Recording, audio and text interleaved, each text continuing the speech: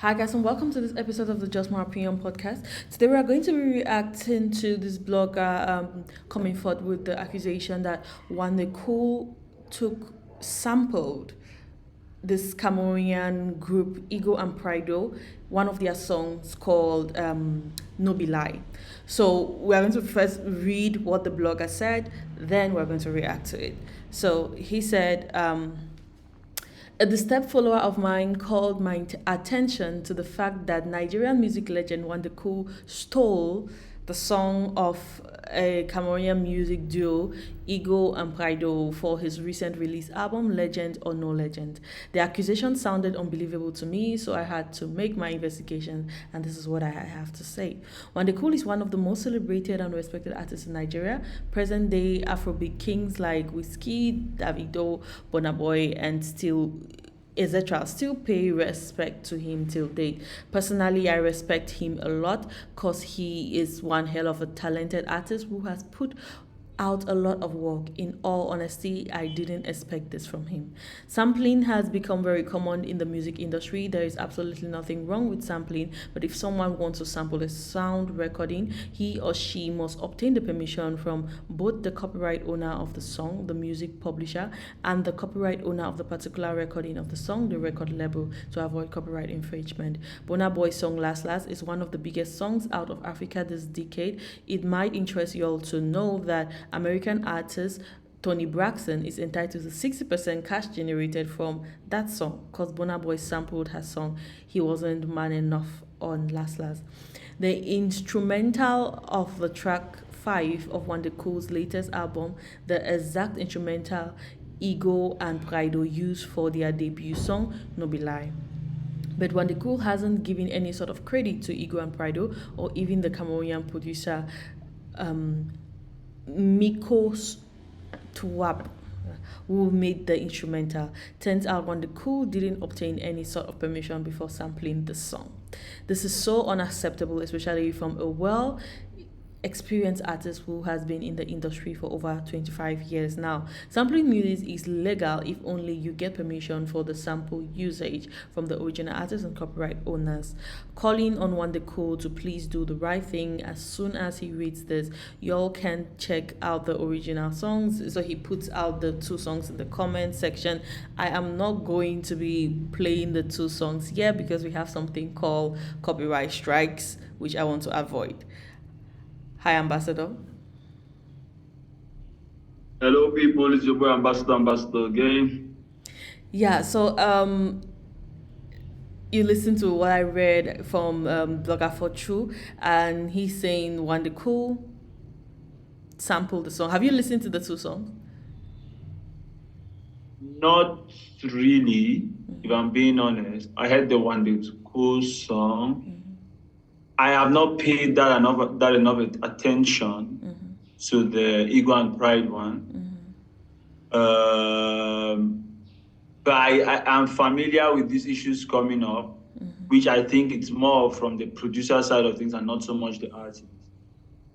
Recently, we had a similar thing. I don't know if it's Tiwa Savage who had it with one of these other girls, where it's the producer who makes the beat. Same as how we listen to music and enjoy the combination of beats and lyrics. When producers listen to music, at times their ears eliminate the lyrics and zoom in on the beat, which we at times don't pay attention to that much. Yeah. So it's possible that, and I've seen a couple of producers who listen to many other songs for inspiration, then they start producing their beats. We have heard many. Now it depends on how, I don't know those laws and how it works. Because okay, like when the Ghanaian tum tum sound was raining, a lot of people use the tum tum sound. The tum tum bird. That could not be considered as copyright. I don't know how much of a beat should be copied for it to be considered as copyright. Because when everybody's using something, it's something else. Also, it's tricky to prove some of these things as to Is it who has proved that they first made the beat, or is it who has proved that they first put out the song? And by the song, I mean with the beat included. So where do we draw these lines? Because on first for me, it's a strong choice of words when they say he stole the beat. Strong choice of words. You might use some might have. I don't know. I'm looking for the way to put it. Might have appropriated or unknowingly used, but to just jump to the conclusion that you stole, and now you have not even mentioned the producers or the people involved, the team. You are just dragging the Wande Coal's name in the mud. True, Yeah. him as the face of the song should have done the due diligence, but most of the time, it's not the artist who does the due diligence of those things. Might bear the responsibility, but usually they're not the ones doing the due diligence of is this bit.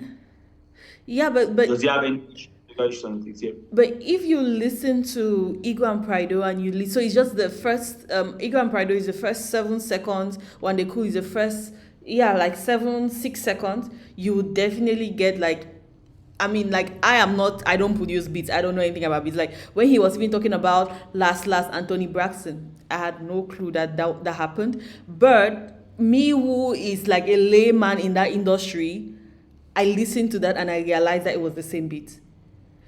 True, they have slowed it down, but I listening think to it. Tony Braxton's case. Tony Braxton's case was much more than just the beat. But what I'm saying is right. If, let me say, somebody's beat is there's a kind of unique sound, right? Because this Ego and Prido, Yes. the beat sounds, it sounds a little bit unique in a way. The start of the song, I go to Wande Coal, and for the first 7 seconds, I'm guessing the very sound I heard. I have no My history in beats. question, that's why I asked that question on the tum tum sound. Maybe I'm just saying, we have to look into some of those things. Maybe the copyright law says it's if you use 10 seconds and then they're smartly gonna use 7. I don't know, I'm just saying. But some of those things, especially coming from Wande Coal's, I'll understand if, let's say, upcoming artists like the Ego and Prido did something like this, put it on that they did not know. But a guy like Wande Coal was with more hits way back in the 2006, 7, and those years. He has a length of experience where he should know some of those things. So I don't think it's I don't think they'll be that negligent. And if so, But I think it's the same situation like when Michael Jackson sampled is Manu Dibango? Let me say. Manu Dibango. He had to go to court before the right thing was finally done. I feel like when bigger artists take smaller artist song, they feel like, oh, we can do it because it's a bigger name. They feel like, okay, I don't need to, what would they do, or something like that. I don't know, but I'm just saying, like, even in that case, that very famous case, Michael Jackson, who we know he had been in the industry for a while, he did that. I feel like a part of it was like, it's an African song somewhere. I'm doing it, I can take the song, but then he went to court and then the right thing was done. So I'm thinking it might also be, this is just my thought, it might also be in this situation, it might be a Wande Coal thinking, or his producers, like you said, it might not be even him, he might not even know that this beat was taken from a Cameroonian, yes. So it might be somebody on his team who felt like, oh yeah, it's a Cameroonian upcoming artist, like they don't really have much of a following, we can take their song and nothing will happen. So I'm glad that this blogger is bringing it to the spotlight. We are also doing our part to bring it to the spotlight because the right thing has to be done. I like you said, we don't know the precise laws that are in place for the copyright infringement thing, the sampling thing. But I feel if this duo, they get in touch with the right lawyers, they could get the information they need and then they could fight for what is rightfully theirs. true. Yeah. Let's proceed to talk about our sponsors. Yep. So as always, Echo Online is here to democratize the playing field for upcoming and independent African artists, especially because it is well adapted to our local realities. What do I mean by that? With Echo Online, you could create your profile just with your phone. Create your profile, upload your songs, start to build a community by sharing your profile with your followers on Facebook, Twitter, WhatsApp, telling them to come and like your profile. That way you harness all this energy and build a community on one platform. Then how do you monetize? Using all of these followers you have now, when you release your song, you could get them to buy, even at a very minimal amount. But still, when you harness all of those energies, it becomes something significant. When you are involved in an event or you organize an event, you get them to buy your ticket. When you are putting out some merchandise, you get them to buy your merchandise. All of those things, we're all harnessing the various channels of revenue generation on one platform. So African artists who usually have a challenge because they're independent, either how to push out their song, distribute, how to monetize their ad, all can be done on this platform. Echo Online is here to solve that problem. Unlike the back in the days, or still what people do is you put your songs on all of these foreign platforms where to get the money, you have to get somebody to withdraw the money, then send it to you. All of those things, you cannot keep track of your sales and all of that. Echo Online, very simple. All the analytics you are going to see where people are buying from your song, that also give you back end analytics to know where you should go organize your content or where you should go and sell your merchandise because you know where your fans are and where people are willing to pay for your art.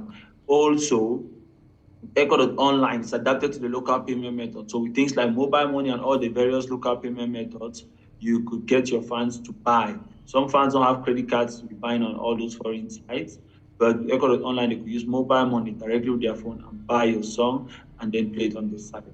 That way, you get your fans to support you, and then your fan base and your career can grow organically. So, as usual, I tell people just jump on Echo Online, go to Google Play, and download the app, and then have that experience. A lot of these features are under construction, but usually I tell people YouTube in the beginning, the first people that jumped on YouTube became millionaires because lots of features were adapted to meet their needs, and also they got the first huge endorsements before the play became crowded. So jump on Echo Online and then share the experience with us. And you have any challenges, you can reach out to Chakara TV or you can contact the manager of Echo Online directly. So jump on Echo Online, and as we say, the power is in your hand. Yeah, definitely get in touch with your local fan base and start making money, no matter how many followers you have. Like the ambassador said, it's a good place to build your following. It's a good place to start. Um, yeah, so that's it. I don't know if the ambassador you want to add anything about the Wande Coal and Ego and Prido situation, but like Fortune said, we're just calling on Wande Coal and his team to do the right thing, and for Ego and Prido, get in touch with the right people, get in touch with lawyers, and see what could be done and what the laws are in regards to this. Yeah. So with that said, thank you guys for tuning in to this episode of the Just My Opinion podcast. Thumbs up to this video, subscribe, hit the notification button, and see you guys next time. Bye, guys.